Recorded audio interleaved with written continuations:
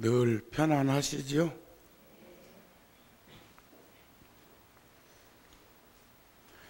오늘은 부처님께서 눈비니 동산에서 2636년 전 4월 초파일에 태어나셔서 태자로 29살까지 지내시다가 2607년 전에 설산으로 출가를 하시고, 계산을 해보니까 요즘은 만 몇 년을 좋아하던데 거의 한 7년 가까이 그 선지식들을 찾아서 고행, 난행을 하신 기간이 꽤 힘든 과정을 거치시고 2601년 전에 나벌 8일 날 도를 이루시고, 그리고 45년간 법을 설하시다가 2556년 전 2월 보름날 열반에 드십니다. 오늘 합창단에서 해탈의 기쁨이라는 음성공양을 올렸는데, 해탈이라는 것은 탐심치 삼독심을 끊었다 소리입니다. 번뇌를 끊었다는 말인데, 번뇌만 끊어도 저리 기쁜데 번뇌가 일어나지 않는 삶을 산다면 얼마나 즐겁겠습니까? 그걸 환희법녀란 자리라고 말할 수가 있겠는데, 제가 열반제일은 열애사에서 법문을 하기로 하고, 오늘 출가제일은 구룡사 주지인 각성스님이 열애사 가서 법문을 하기로 했어요. 이젠 우리들이 인연을 맺은 스님들이 서로 그렇게 살피면서 대중 포교를 할 수 있기를 바랍니다. 그것을 우리가 서가열의 팔상도라고도 말을 하지요. 도솔레유상, 비남강생상, 사문유관상, 유성출가상, 설산수도상, 수화항마상, 노건전법상, 쌍림열반상을 과거, 현재, 미래로 이어지는 현세를 드러내서 8폭의 그림으로도 표현을 했고, 탱화에 보면 동도사 같은 경우는 영산전 탱화가 팔상도 탱화죠. 도솔레이상이라는 것은 도솔촌 내원궁에 계시다가 눈비니 동산에서 출연하시고 강생하시고, 또 갑이라고 성에서 동서남북 4대 문을 다니면서 거기서 많은 이들을 만나고, 그리고 깊은 밤에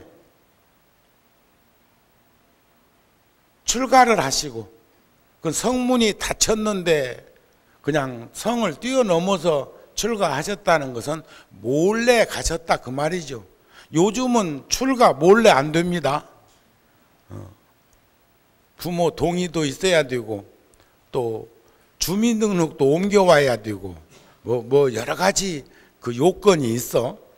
그리고 설산수도 6년이라고 하는데, 그건 히말라야 설산 쪽으로 눈비니에서 그렇게 히말라야 산이 제가 팔을 벌린 것처럼 이렇게 있다면, 눈비니 동산은 오른쪽으로 여러분들이 바라보면서는 왼쪽이겠죠.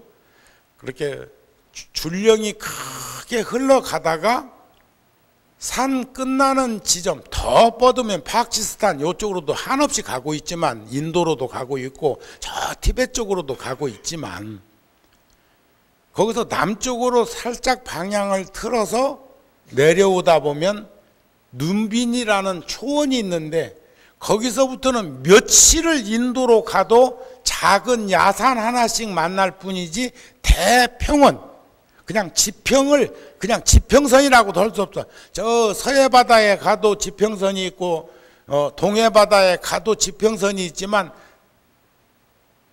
태평양 바다에 지평선만은 못 오잖아요. 그렇죠? 지평선이 아니지, 거기는 수평선이지.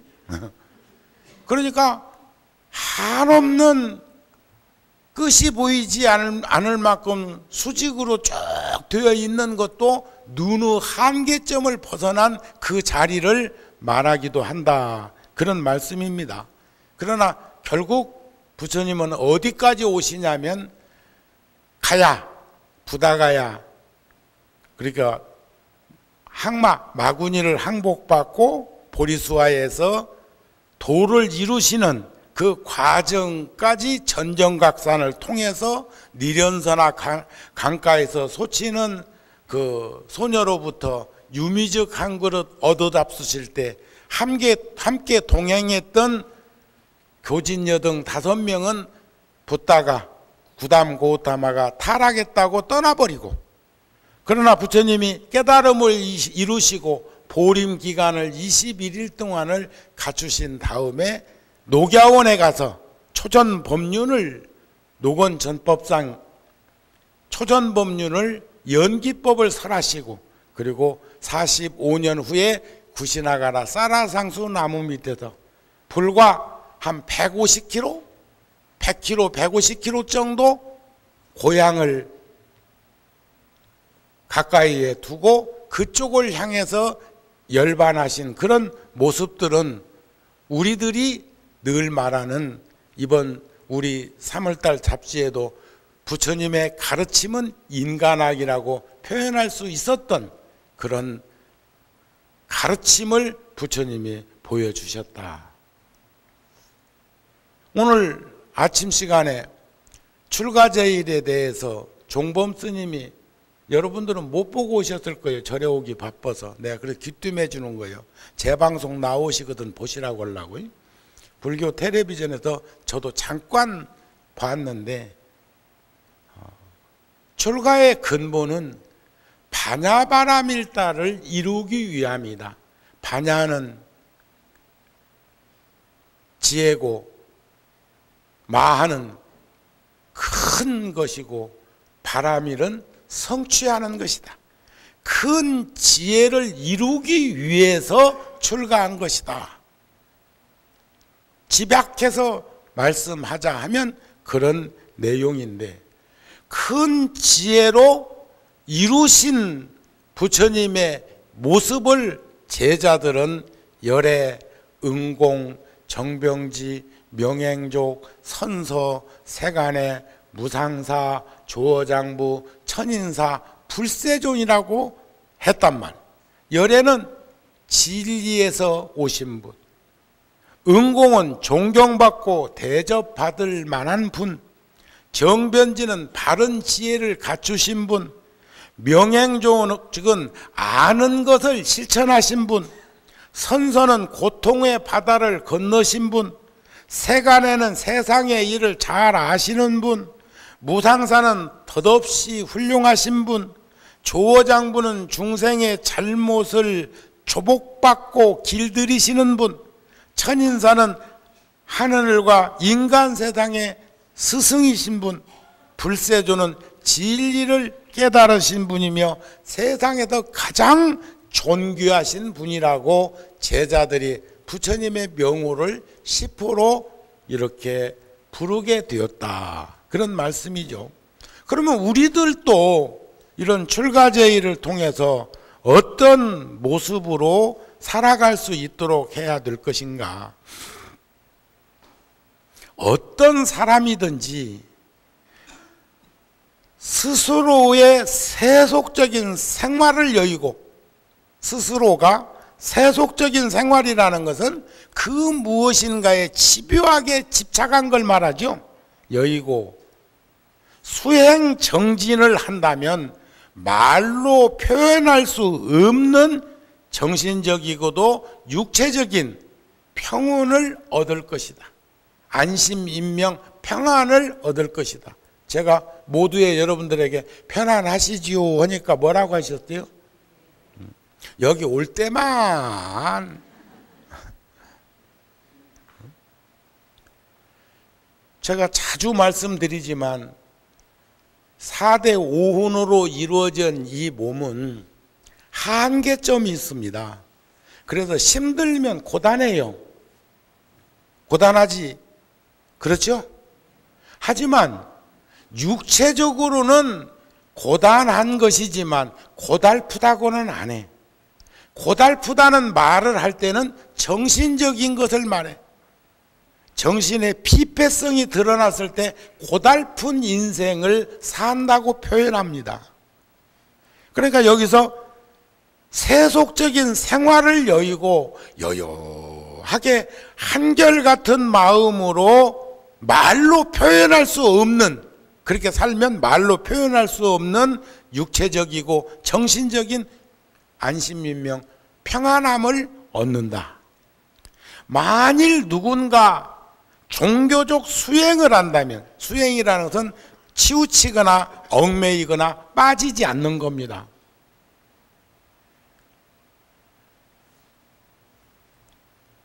이럴 때마다 꼭 생각나는 게 그거 아니요. 하나 더하기 하나는 둘이요. 그것도 물어볼까 봐서 둘 하려고 했지.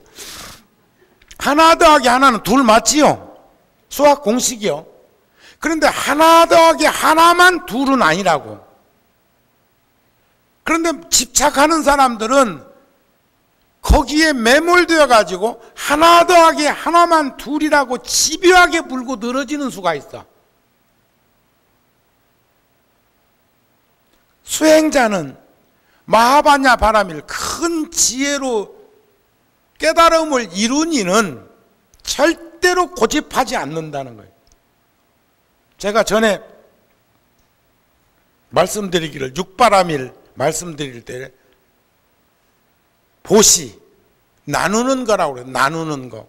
제가 이번에 참 절에 온 지가 40년이 넘었고 주지를 25년을 통도사 주지까지 25년간을 주지 이름을 띄고 살았는데 요즘 저는 어제 아래 해인사 법문할 때도 법정 스님의 아름다운 마무리에 대해서도 말씀을 드렸어.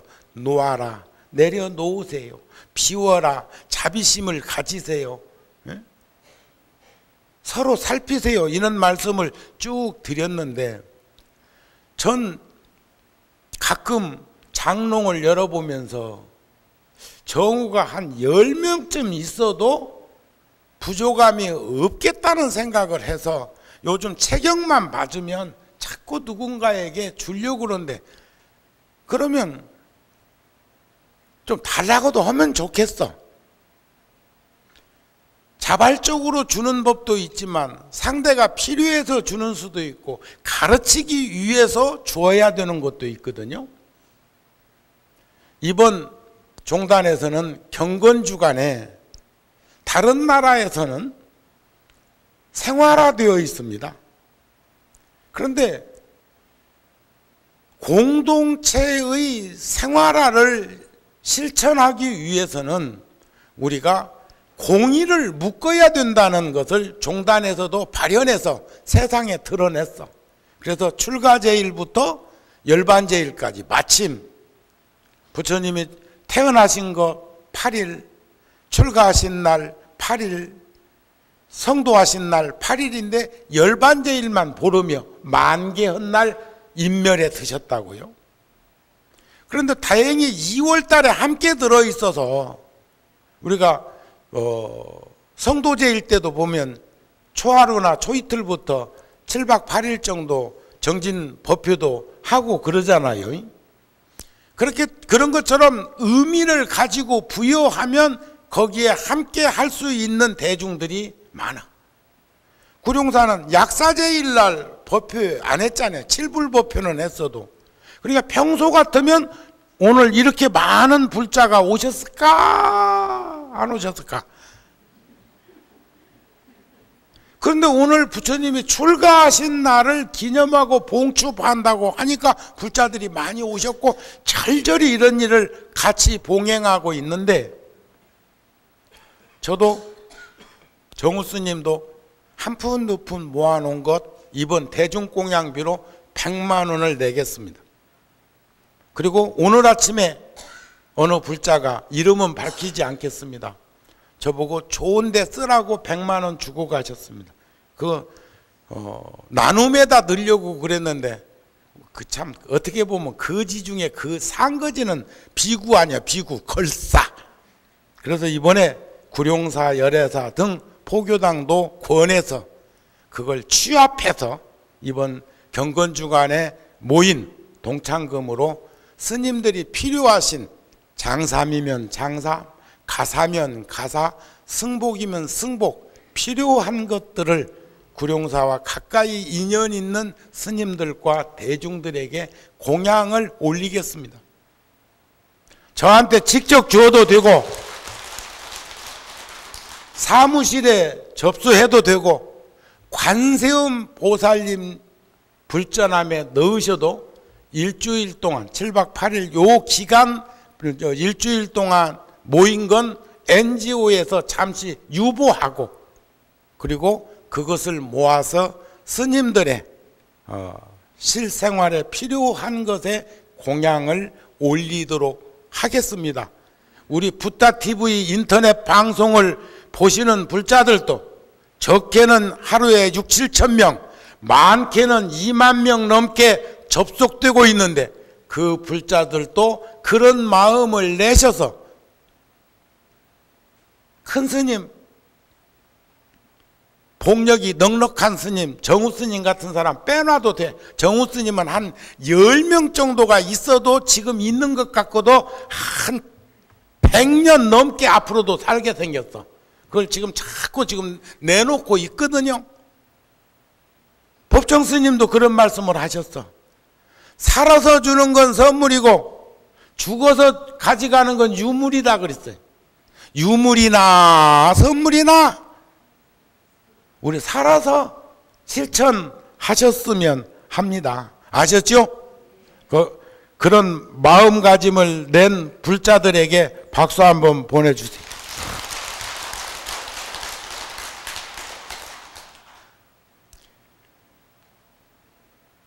이러한 마음으로 수행을 한다면 그가 누구든지 간에 출가자의 길을 걷지 않더라도 번뇌 망상을 끊을 수 있는 해탈이 실현될 것이다. 해탈의 기쁨이라는 노래 오늘 아주 잘 나왔어. 해탈이라는 건 번뇌를 끊는 거라고 그랬대요.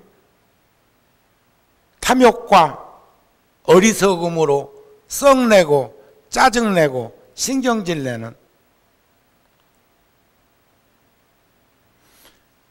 인도와 티벳의 왕과 승려들처럼 만일 그러한 수행을 하지 않는다면 그가 설령 출가자의 길을 걷는다 해도 나쁜 윤회를 일으키는 원인들이 생길 것이다.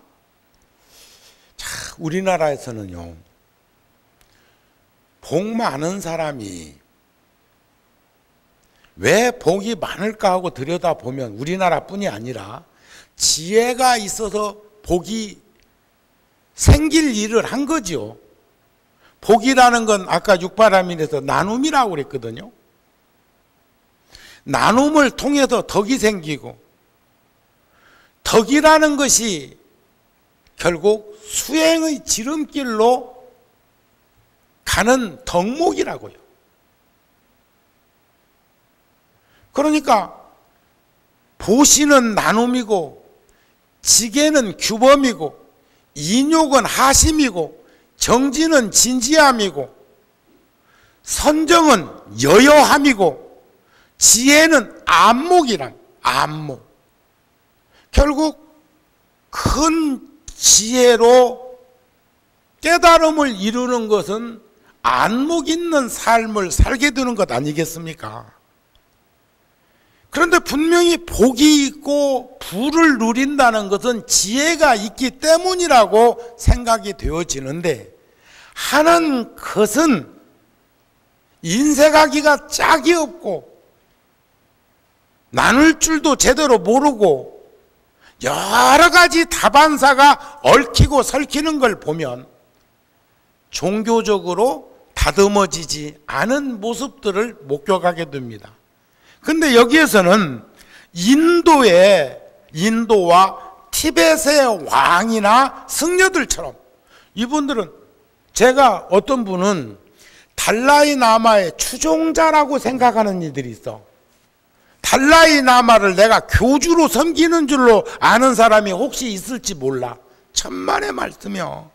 훌륭한 선지식인 거 맞습니다.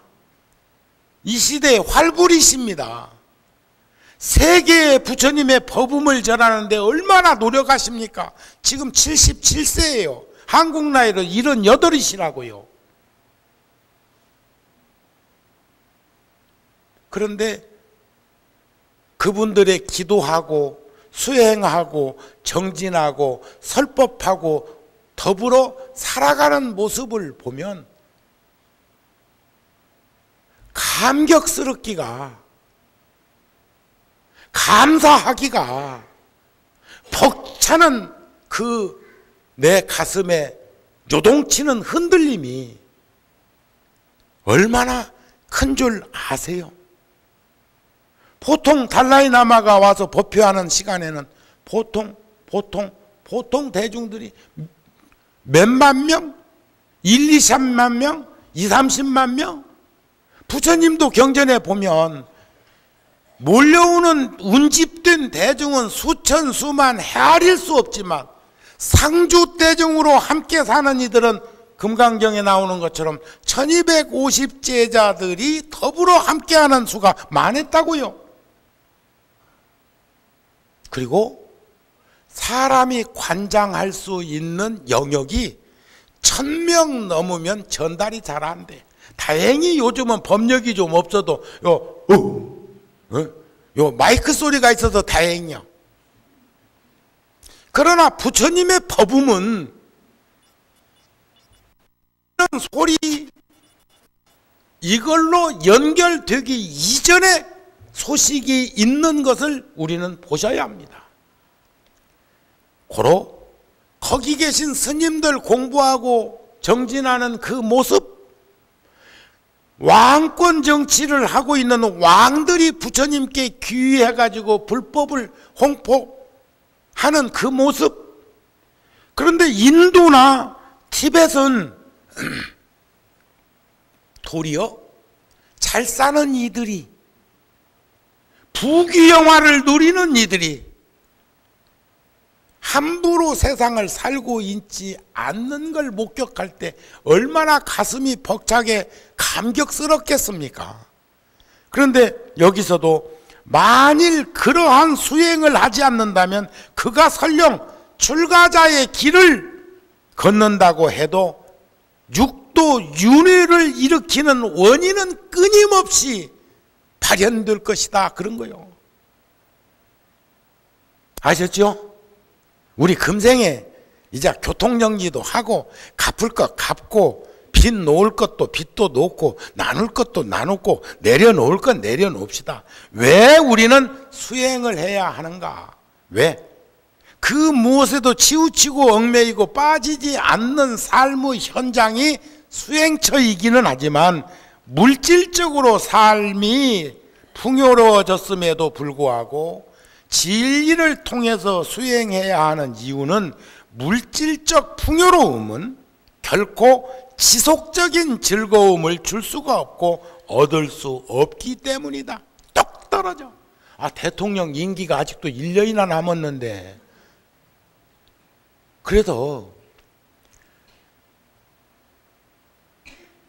임금들 죽을 때까지 왕한 이유를 알겠고, 또 과거에 우리가 참 3대 사업이 우리 배고픔을 면해준 국부 같은 근대사에 대통령이 계십니다.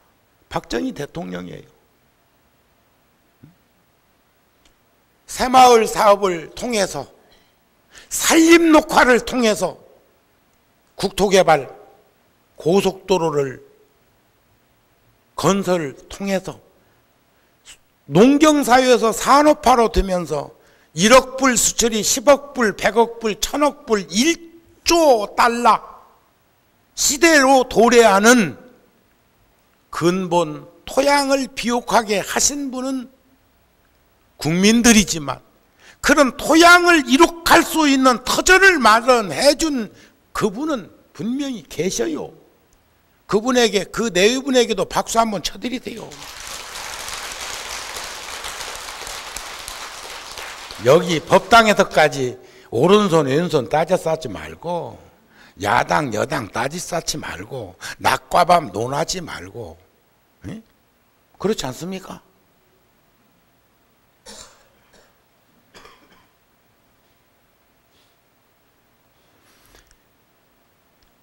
그런데 그런 분도 내놓지 하면서도 못 내놓고, 나 같은 경우는 단 1%도 덜 생각이 없는데도 휘말려가지고 나올 때 해먹었잖여. 그런 짓은 말아야지, 그런 일에 휘말리지 말아야지, 그러지 말아야지 하는데도 지 맘대로 세상이 잘 안 되더라고요. 중간에 도망 나오기 전에는, 중간에 숨 끊기 전에는 명대로 살다가는 추한 꼴도 사바세계는 많이 보게 되어 있더라고. 이놈 오타각세는 행편없는 세상인 모양이라. 왜 진흙탕에서 연꽃 피듯이 피면 될 건데, 이놈의 세상에 진흙탕이 아니고 안양천이나 중랑천 같은 그런, 거기서는 연꽃 안 피잖아요. 요즘 물고기는 놀아도. 자, 사실 물질적 풍요로움은 인생살이의 두려움과 걱정의 원인이요. 아셨습니까? 그렇다고 해서 막 있는 거 다 그냥 막, 옛날에 우리 어렸을 때, 우리 아주 어렸을 때 출가 전에 우리 이웃 동네에서 논밭대기 다 팔아서 써버리고 종말론에 매어가지고 저 공동묘지에 가서 십자가 있는 십자가 있는 비석 옆에 앉아 있다가 이제 그거 믿는 사람은 다 부활하고 뭐 휴거 맞는다고 하는 것이 뭐였던지 말이요. 그 사람 결국 명을 단축해서 죽더라고요. 들려서 저쪽 나라로 간 건 아니고. 근데 그것도 무덤에 비석 하나 있는데 거기에 십자가 있는 그 비석이 조상 무덤인지는 모르겠으나 거기 있다가 결국은 죽었다 캐. 싹 재산 처분해가지고 날려버리고, 뭐 어디다 날렸는 것은 내가 꼭 그것까지 얘기해야 귀띔이 되겠어?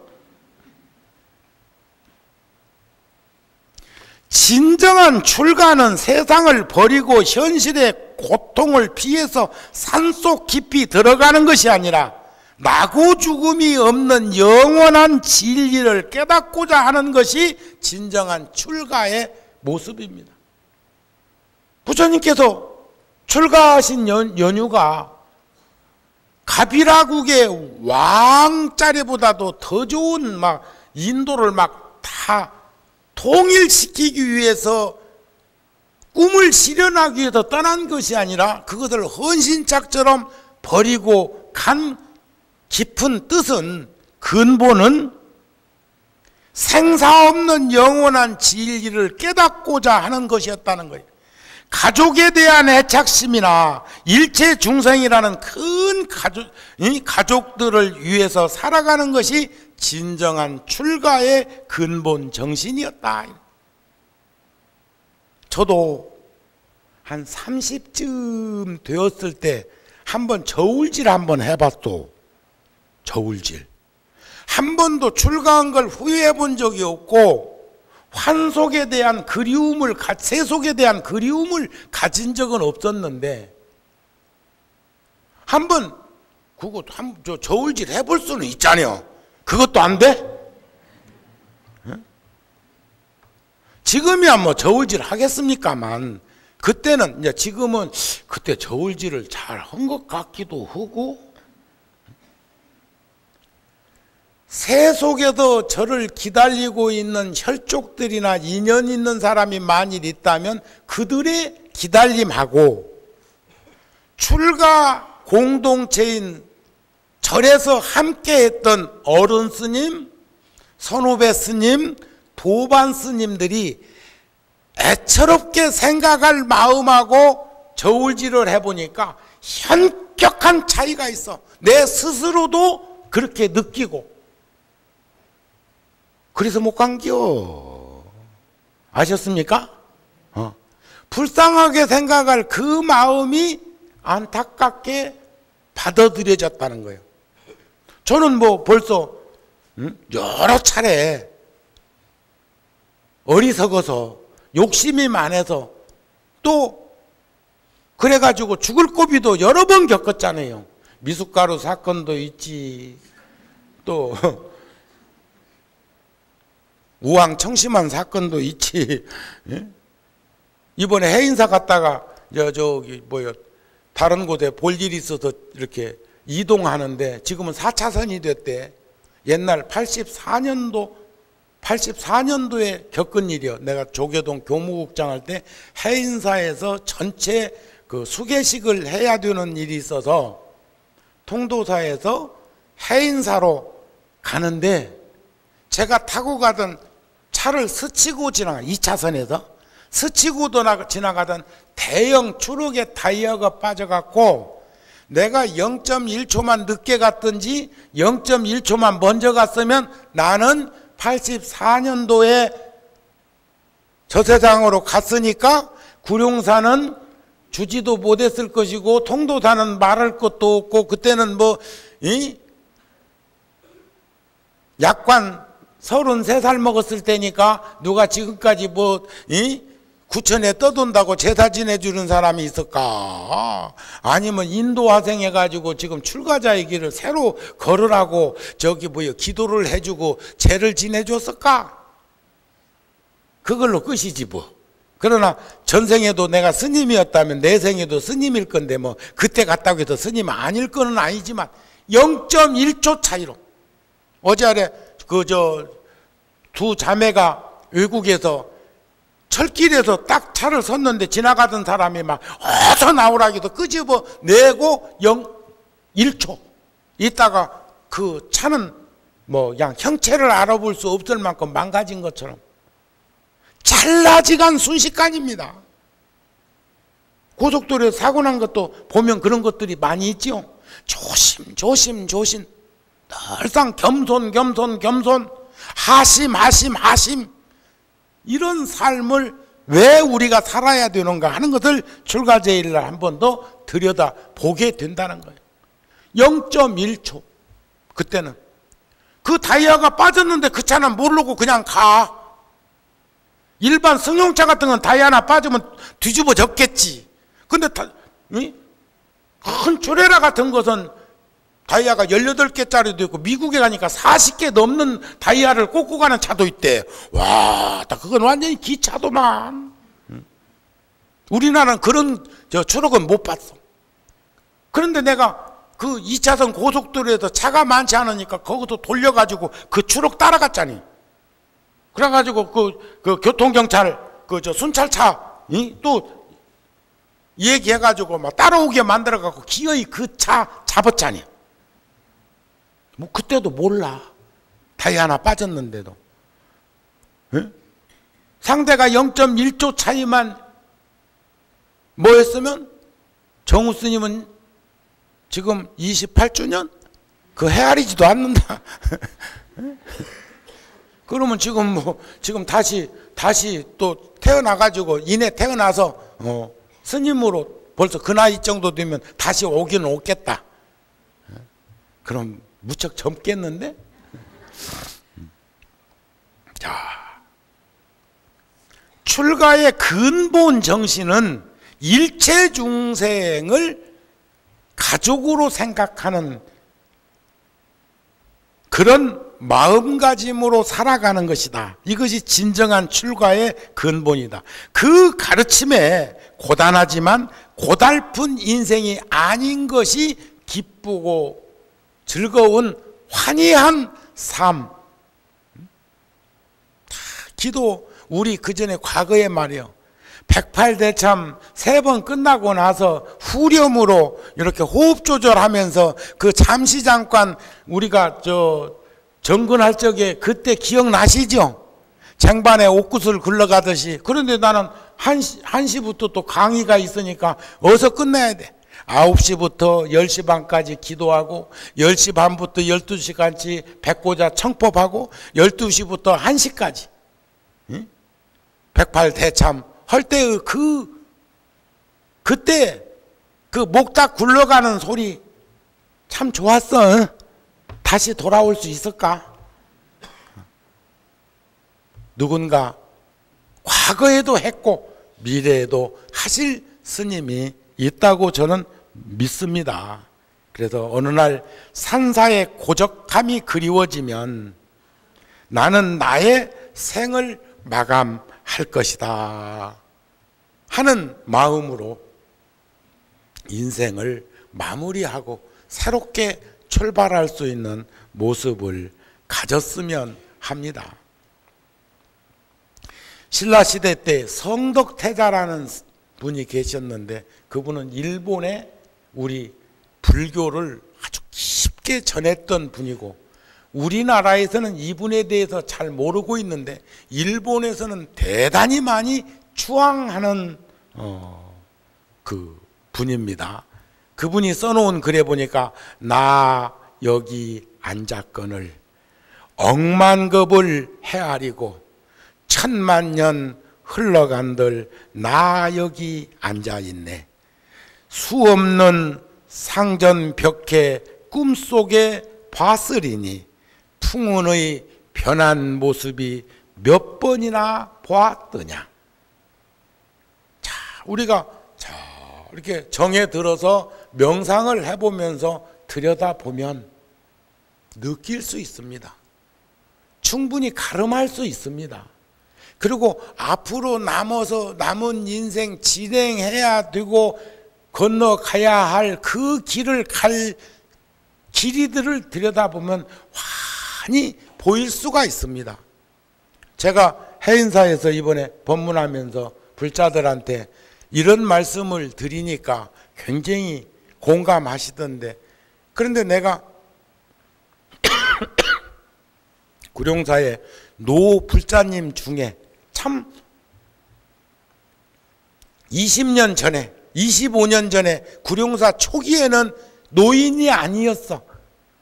한 50대 60대 정도의 불자로서 참 열심히, 그리고 노처녀였지만 엊그저께까지 우리 딸이 대학 교수인데 여직 결혼 안 했소 한 말을 10년 15년 전에 들었는데 그거 확인은 내가 못 해봤지만 그 불자가 이번에 성지순례의 해인사에 오셨더라고요. 그래서 내가 그래서 아이고 보살님 지팡이라도 하나 짚으시지요. 기아이 그 허리가 막 아플 텐데 구부러져 있는데 그렇게 해가지고 무릎에다 손을 얹고 그 해인사 대웅전 앞에까지 와서 걸어가는 그 모습을 보니까 이 과정을 누구나 다 겪는데, 그랬을 적에 젊은 불자가 그 불자를 좀 옆에서 도움을 주도록 제가 눈짓을 했어. 그 불자는 이제 다음에 노인이 되면 누군가의 도움을 꼭 받을 거요. 그렇잖아요. 세상은 공짜가 없어. 그런데 꼭 사람들은 내가 너에게 어쩌으니까 너는 나에게 어쩌라는, 이건 참 세속적이면서도 너무 수준이 낮은 생각이에요. 살아보면 어린 시절에 은혜를 입었던 어른 스님들의 그늘, 불자들의 보살핌 속에서 성장한 내가, 그분들을 바라보면 그분들은 한 분씩 한 분씩 떠나시고 안 계셔. 물론 직접적으로 은사스님이나 노스님이신 전종정 방장스님 같은 경우에는 우리 구룡사에서도 영정사진을 극락전에 모시고 불자들이 그 극락전에 오시면 부처님께 향을 사르고, 내 가족이 거기 모셔져 있다면 거기도 향을 사르지만 꼭 노스님 전에 향을 사루어 드리는 그 모습을 보면서도 너무 고마운 마음이 들었습니다. 1년 365일이 지나가면 또다시 새해가 다가오고, 이렇게 멈출 줄 모르는 수레바퀴 같은 시간들은 그래서 출가, 탄생, 출가, 성도 열반이라는 큰 기념일을 우리가 정해놓고 이와 같은 시간을 가지고자 하는 것이 아니겠는가.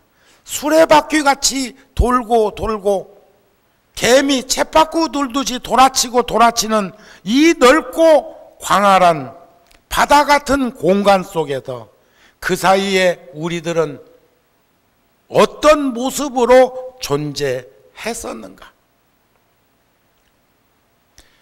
화엄경 광명각품에 보면 일념 보관 무량겁이요 무거물의 영무주 이니라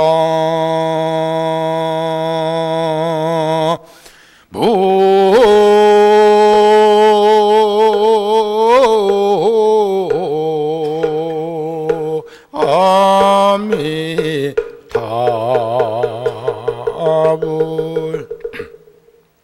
일념만년이라고 한 생각에 무량겁을 보니 가고 움도 없고 또한 머무름도 없더라, 이런 말씀이야.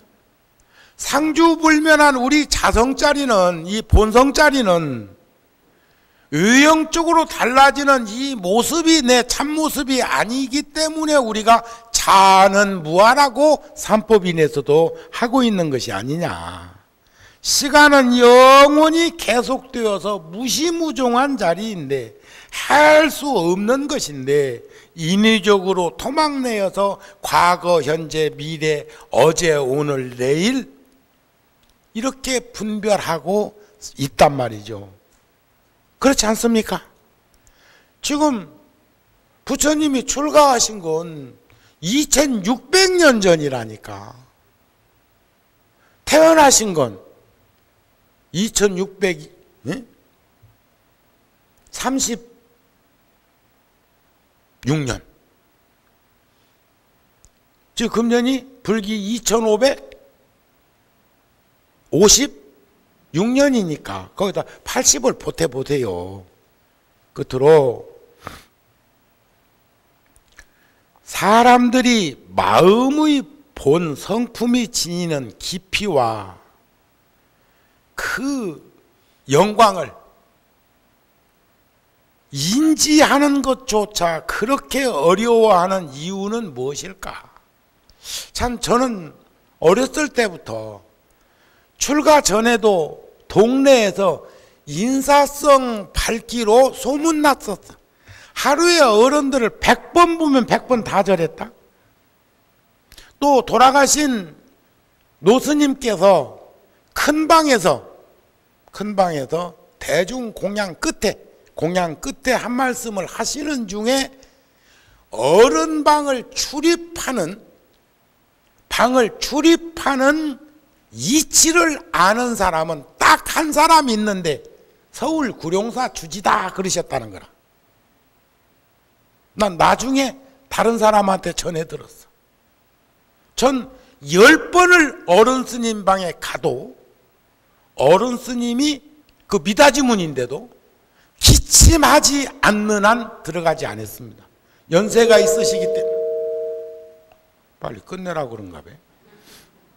연세가 있으시기 때문에 잠깐씩 쉬실 수도 있고, 연세가 드시면 깊은 잠이 들지 않지요. 그럼 나는 아직 나이가 많지는 않은 모양이라 한번 잠들면 깊은 잠 드는 것뿐만. 여러분들 가운데는 다 깊은 잠 드세요? 숙면을 취해야 돼. 오래 누워 있으려고는 하지 말고.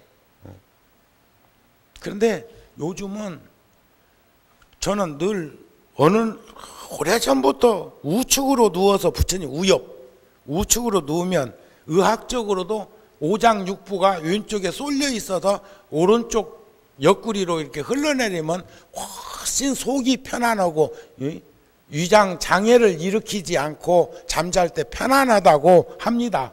의학적으로도 과학적으로도. 근데 부처님께서 이제 불교대학 강의, 다음 주 화요일 날 불교대학 강의 들어갑니다. 그리고 경전 공부는 아무래도 4월 첫째 주부터 해야 될 것 같아. 제가 미국하고 카나다하고 우리 포교당 4군데를 연달라서 막 이렇게 법표를 해주기로 돼 있어가지고 일정을 그렇게 짜고 또 보살계를 해달라고 해서 그런 일정을 짜다 보니까 열반제일 끝나고 이제 가게 되면 그 경전 공부는 지금 열반경 하다가 남은 대목이 상당히 아직도 많이 남아 있어. 그래서 그걸 마저 하고 난 다음에 다른 경전을 하려고 하니까 많은 불자들이 함께 공부했으면 좋겠고, 그 다음에 이제 일주일에 하루씩 늘려잡아 나갑시다. 하루씩 참선법회도 오후 시간에 했으면 좋겠다. 싫어?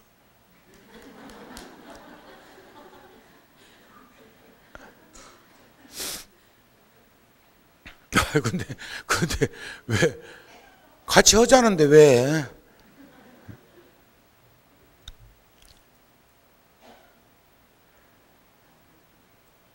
그런데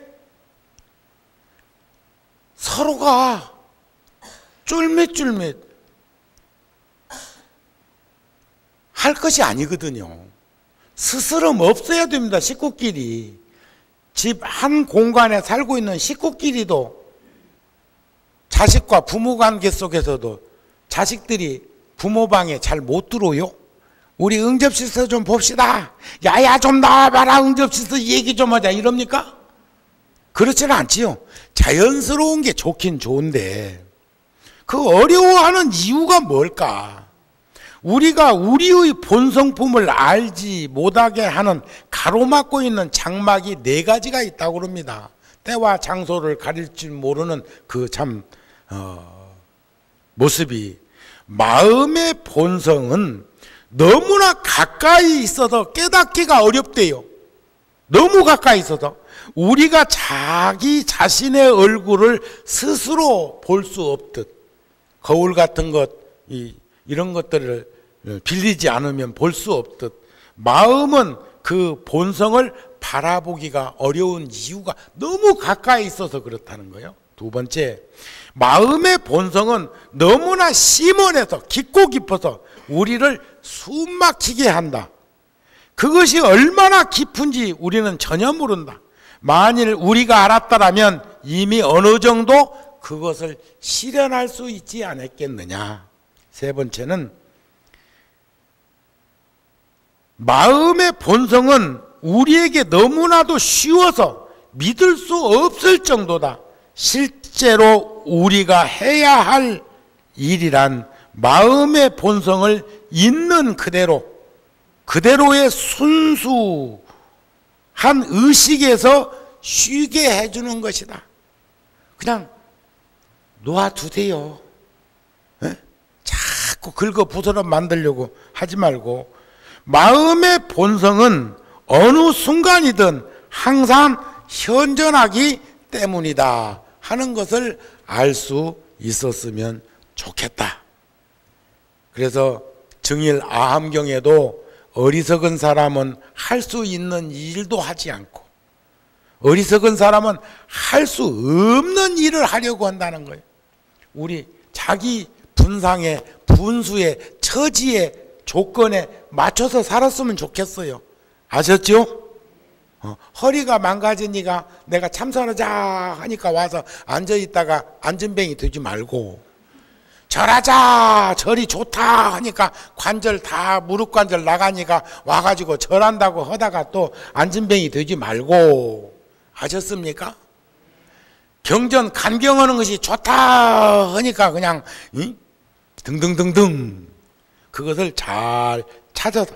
그러나 지혜로운 사람은 할 수 없는 일은 할 수 없다 하고, 알지 못하는 것은 알지 못한다 합니다. 할 수 있는 일은 열심히 한다고 했습니다. 아셨죠? 그래서 이번 정진법표도 그러한 마음 속에서 잘 가다쓰면 좋겠다는 말씀을 드립니다. 오늘 법문은 여기서 마치고, 오늘 처음 오신 불자 있으면 일어나시기 바랍니다. 저 처음 보신 분 이제 잘 오셨습니다. 반갑습니다. 잘 오셨습니다. 그러니까 구룡사도 역사가 그렇게 길지 않은데 금생에 와갖고 여기다가 본적지로 현주소로 제적사찰로 뿌리 내리고 여기에서 깊은 뿌리를 내리고 아주 탕찬 줄기를 세워서 거기서 만개한 꽃 속에서 열매를 맺으시는 불자들이 많다는 것을 우리는 다 보고 있단 말이죠. 아셨죠? 우리 남은 시간 절대로 휠체어 타고 있는 일을 볼 때는 나는 이렇게라도 걷는 걸 고맙게 생각하고, 이렇게라도 걷는 이는 지팡이를 짚고 있는 이는 걷는 걸 생각하고, 과거 젊은 시절의 그 시간들을 되돌아보고 역관순간으로 비추어 보면 결코 오늘 이 모습을 우리는 슬퍼하지만은 않을 거라는 마음을 전합니다. 늘 건강하시고 이번 정진법회도 함께 했으면 합니다. 성불하십시오.